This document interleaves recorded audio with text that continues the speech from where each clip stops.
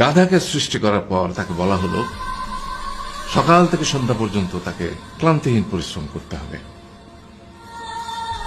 সারা জীবন তাকে পিঠে ভারী বোঝা বইতে হবে, খেতে পাবে শুধু ঘাস, আর তার মাথায় কোনো বুদ্ধি থাকবে না। তার আয়ু হবে 50 বছর। গাধা করজোড়ে সৃষ্টিকর্তাকে বলল, আমি এত বছর বাঁচতে চাই না, আমাকে 20 বছর আয়ু দেওয়া হোক। সৃষ্টিকর্তা সেটাই মঞ্জুর করলেন।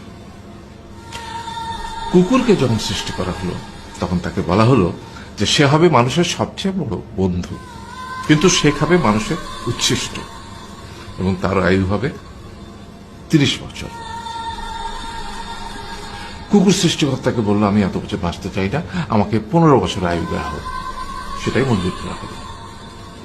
এরপর বানরকে বলা হলো, তুমি শুধু গাছের এ ডাল থেকে ও ডালে ঝুল খাবে এবং নানান রকম ফন্দি ফিকির করে মানুষকে আনন্দ দিবে, তোমার আয়ু হবে 20 বছর। মানুষ বলল, আমি 20 বছর বাঁচতে চাই না, আমাকে 10 বছর দেওয়া হোক। সেটাই মঞ্জুর করা হলো। এবার এলো পুরুষ মানুষের পালা। তাকে বলা হলো যে তুমি হলে প্রাণীকুলের মধ্যে সবচেয়ে বিচক্ষণ এবং বুদ্ধিমান, সেই জন্য তোমাকে প্রাণীদের শিরোমণি করা হলো এবং তোমার আয়ু হবে 20 বছর।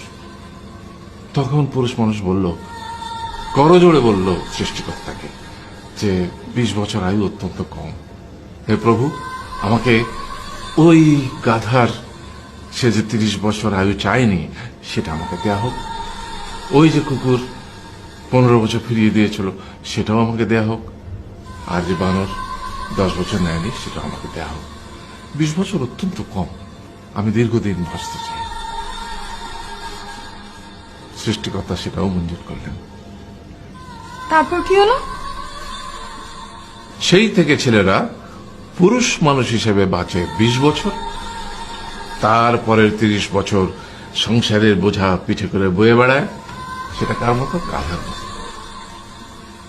তারপরের 15 বছর সে তার ছেলে মেয়েরা যা দেয় সেই রকম ঠিক কুকুরের মতো উচ্ছিষ্ট খেয়ে বাঁচে।